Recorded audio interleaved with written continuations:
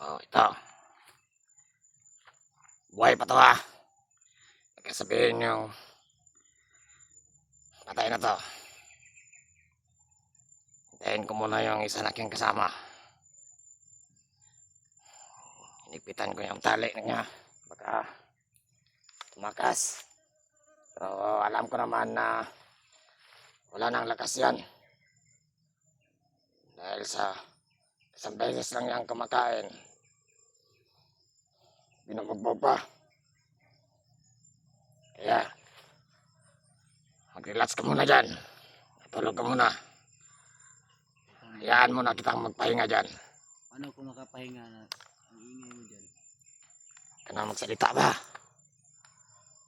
Baka basagin ko tong cellphone mo.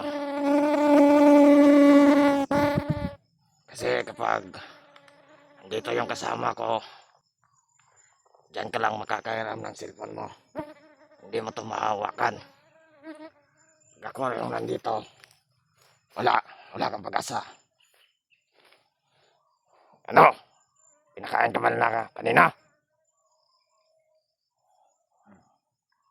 Mabuti. Dahil napakain ka. Ano pagkain sa'yo? Magbagong buhay ka na lang, Brad. Huwag mo kong pagsabihan. Kayong dalawa, magbagong buhay kayo. Bale, nagsabihan tayo na magbagong buhay daw. Sa amin, wala nang may gustong magbagong buhay pa. Ito na yung buhay na gusto namin. Asan yung kasama niyong isa? Pumunta sa kampo, ay pinuntahan. Mukhang magkaibigan na kayo ng konti no na. Mukhang gusto ata niya mamatay. Pero alam ko na yung isa kong kasama, wala yung balak na sumama sa inyo. Inutusan ko mag-upload ba kayo? Para may update ako sa Alam ko yun. kasamahan ko. Para kahit pa paano, alam nila na buhay pa ako. Oo, tama. Kasi ayoko rin na baka patayin niyo ako. Ayoko na umasa pa sila na may maaabutan pa silang buhay. Oo. Kaya kasi alam ko, hindi ako pababayaan ng mga kasama ko, Brad. Hindi ka nila makikita rito. Dahil napakalayo na nito na pinagulihan mo. Wala ka ng pag-asang makita pa nila. E ikaw, manahimik ka na lang. Dapat pinadala mo yung cellphone ko para makabili siya ng pagkain. May pera namang dala yon. Yung pera mo, last na yon. Walang pera. Wala ka nang makakain sa susunod na araw. Hindi mo pala alam. Kaya pala may pera ako dyan. Kaya pag bumalik yung kasama mo, sabihan mo, bilhan ako ng pagkain. Kay Pag mo kong utosan, siya pagsabihan mo. Sino ka para utosan ako? Eh, wala ka nang kwenta. Kung pa pinag-uutosan mo. Tingnan mo nga yung kalagayan mo ngayon, oh. Ang hina mo na. Kaya ang perang pinagsasabi mo dito sa... Saan mo nilagay? yun sa, wala ka ng pakilid na yun sa bag ko. Siya ang utosan mo. Papayag naman si Commander sa utos mo na ganyan. Basta sa pagkain mo. Wag mo akong utosan. Sila Commander lang dapat umutos sa akin. Pero ikaw, wala kang karapatan. Kaya manahimik lang. Pahinga ka. Dahil bukas, ibahin namin ang direksyon kung saan ka namin dadalhin. Wala pa kaming nakikita na mga kasamaan mo. Wala pang nakita sa monitor nila Commander. Alam ni Commander na malayong malayo ka. Hindi ka mapupuntahan dito. Kaya dapat mabubuhay ka. Kung ano mang desisyon nila Commander, wala ka nang magagawa doon. Ngayon nga, ang sarap ng patayin. Pero hindi namin magawa. Palitan mo yung damit ko eh, basa ba? Magtiis ka sa ganyan. Dati ka naman commander. Alam mo na ganyan talaga. Baho na ang shirt ko.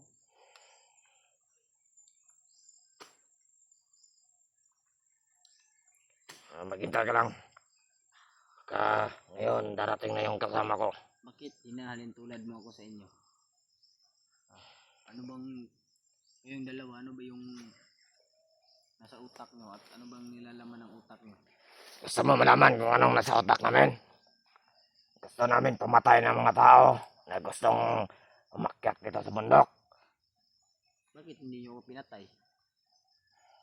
Kung wala ka lang halaga sa amin, papatayin ka na namin. Kung gusto mo talagang mamatay, huwag kang magmadali. Dahil darating sila, commander. Hindi namin alam kung kailan, pero alam namin na darating sila, commander. Baka matagal-tagal pa. So maghintay ka lang. Dahil kapag nagdesisyon sila na patayin ka, Sobrang hina ng katawan ko ba? Dahil sa inyo ang bugbog nyo. Sabi naman kayo sa akin. magtiis ka. Wala ka nang pakialam kung binubugbog ka namin. Dahil ganyan yung ginagawa sa mga traidor katulad mo. Mabuti pa nga at hindi ka na pinatay. At sa mga nagko-comment nga na pinagsasabihan kami na mga walang puso. Totoo yun. Wala talaga kaming puso. Kahit sino yung mahuli namin dito. Kung hindi namin binapatay, Tumuluday ka sa akong cellphone. pinapahirapan. Buluday ka mo kubig cellphone. Ano ang akala mo sa akin, bobo? Ha? Marunong ka palang magamit ng cellphone? Huwag mo Bigyan akong... kita ng cellphone, pakawalan mo ko dito. Ano ako, tanga? Wala kaming pakialam sa cellphone mo. Ayun na yan. Bigay ko sa iyo yan. Basta pakawalan mo lang ako dito. Alam mo Brad, ang bagay, hindi importante yan. Mas importante ang buhay ng isang tao. Oh, Kaya ikaw, kung gusto mo magbagong buhay, kayo, yung dalawa, huwag mo kaming pagsabihan. ano problema? Dahil alam namin na ang buhay namin ay malaga. Malaga. Kina commander. May tutulong pa naman sa inyo, Brad. May tutulong pa na magbagong buhay kayo. Marami. Hindi namin kailangan ang tulong ninyo. Mga taga-suporta ko dyan. Tulong nila, commander, ang kailangan namin. Alam ko na maraming mababait at tutulungan kayo. Kaya, kung ako sa inyo, Brad, magbagong buhay kayo. Wala kaming pakialam sa kanila. Bagong buhay na sinasabi nyo. Ito na yung buhay na gusto namin. Kahit ulit-ulitin pa. Ito talaga. Masarap mabuhay dito sa bundok. Masarap magnakaw, pumatay.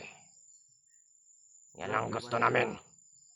Sa ginagawa nyo, huwag kang proud yan dahil hindi ano yan, hindi maganda yan. Labag sa Diyos yan. Tayo lang naman ang may Diyos. Kami wala. Wala ka nang pakialam kung anong ginagawa namin dito. Yan, manahimik ka. Huwag mo kaming pagsabihan. Kayong lahat, huwag nyo kaming pagsabihan kung anong ginagawa namin. Dahil ito yung gusto namin. Huwag kang patingin-tingin dyan. Baka pasabugin ko yung ulo mo. Gusto mong bugbugin kita. Sabihan mo yung ano ha, yung kasama mo na i-upload yan kay may sasabihin ako sa mga taga-suporta ko. Ilang beses ko bang sasabihin sa iyo na huwag mo akong pag-utosan? Sino ka ba para utosan ako? Mga tol, huwag kayong mag-alala sa akin. Kaya ko to at kakayanin ko ba. Walang kwenta yung mensahe mo. Kahit nakita pa yan nila, Kasi walang nagmamahal sa iyo. wala kang Sa akin, pakialam. maraming nagmamahal sa akin. Sa inyo, wala. Kasi, ang pangit ng ugali nyo. Kung mabait lang sana kayo, maraming magmamahal sa inyo. Paano? Mabait daw. Wala kayong puso. Walang magmamahal sa inyo. Wala kayong pake. Yung mensahe na pinadala mo, Ako, kahit sino makakita niyan, wala silang pakialam dahil hindi sila makakapunta sa pinaglagyan mo. kahit hawak nyo ako ngayon, Alam ko mahal ako ng mga taga-suporta ko. At alam kong hindi nila ako pababayaan. Alam ko rin, Mahal, anong pinagsasabi mo? hindi mo alam. Ha? Malay natin, mamaya o bukas o sa susunod na araw, nang dahil sa kanila, makaabot dito yung mga kasamahan ko. Mga kasamaan mo? Hindi mo lang alam. Kasi wala kang pakialam. Mhm. Baka ikaw yung walang alam. Baka yung mga kasamaan mo ay natodas na. Wala akong pake. Wala kang pake. Hindi ako maniniwala sa mga sinasabi mo. Kaya kung sasabihin ko sa'yo na patay na sila, anong magagawa mo wala kang alam. Nandito ka sa bundok. At malayo ka sa kanila. Paano mo masisiguradong buhay sila? Hindi ito matanggal oh. Ang sakit. Alam mo hindi matanggal, tatanggalin mo talaga. Danga ka ba?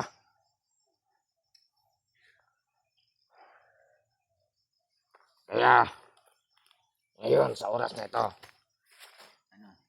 sinasabi ko na kapag nagdesisyon talaga sila, Commander, ito yung tandaan nyo, Tingnan mo kasama mo, tulog lang ba oh? papatayin kita. Uy, ang kasama mo, tulog lang. Alam niya, natutulog siya dahil alam niya na walang makakapasok sa area na to. Alam namin yun, na walang makakapunta sa iyo rito. Safe na safe para sa amin itong kalagayan namin dito sa bundok, sa area na to. Alam namin na walang makakapunta na kahit sino. Dahil hindi na alam, walang mga bakas na iniwan namin. Kaya, huwag ka nang umasa na makita ka pa nila. Yung mga kasamaan mo, hindi na rin sila mag-aasa pa na makita ka nila. Tingnan mo nga ito, pangyarihan na to. Nalilito ako sa iyo ba? Para kang buang. Mm. Parang aliw. Ano? Gusto mo na talagang tumakas? Ha? Hindi mo magagawa yan. Dahil ako yung mayawak sa'yo. At yung mga kasamaan ko, hindi nila papabayaan na makatakas ka. Anong tinitingin-tingin mo? Ha? Para kang tanga. Sa sitwasyon mo yan, hindi ka ba nagsisisi na trumaydor ka para Ba't ako magsisisi? Nagustuhan kong magbagong buhay. bagong Ito buhay yung daw? pinili kong landas. At alam kong tama ako. At nasa katwiran ako, Brad. Walang tama sa Nahuli pinagagawa naman nyo. ako. Pero pinapangako ko sa inyo. Pag ako nakawala dito, hindi ko alam kung anong magagawa ko. Kaya patawarin mo ako, Brad. Kung malay natin, hindi man kita matudas, hindi ka matudas ng kasamahan ko. Ako yung unang mamatay. Hmm. Pero alam ko, may Diyos at meron ako mga kasama na gaganti sa inyo. Huwag ka nang umasa pa. At hindi namin kailangan na pagsabihan pa ng katulad mo. Ng mga walang kwenta. Pati sa mga kasama mo. Mga walang kwenta. Subukan nilang pumunta rito kung makikita kanila. Uubusin namin sila. Kahit sino ba sila. Uubusin? Kakatawa ka naman. Mhm. Baka kayo yung ubusin. Hindi mo lang alam kung anong kaya namin gawin. Hindi ko nga alam. Hindi mo rin alam kung anong kaya nilang gawin sa inyo. Subukan nila. Pinagmamalaki mo yon. Pinagmamalaki mo sila. Yung mga kasamaan mo. Bakit? Anong pakialam mo? Tignan natin kung makikita yung landas namin pag kami nagkasalubong nun. Kung hindi sila tatakbo, mabubuhay pa sila? Hindi na. Dapat tatakbo na lang sila pag nakita nila ako. Uy, baka ikaw yung tatakbo. Subukan na natin. Hindi mo alam kung anong kaya natin gawin.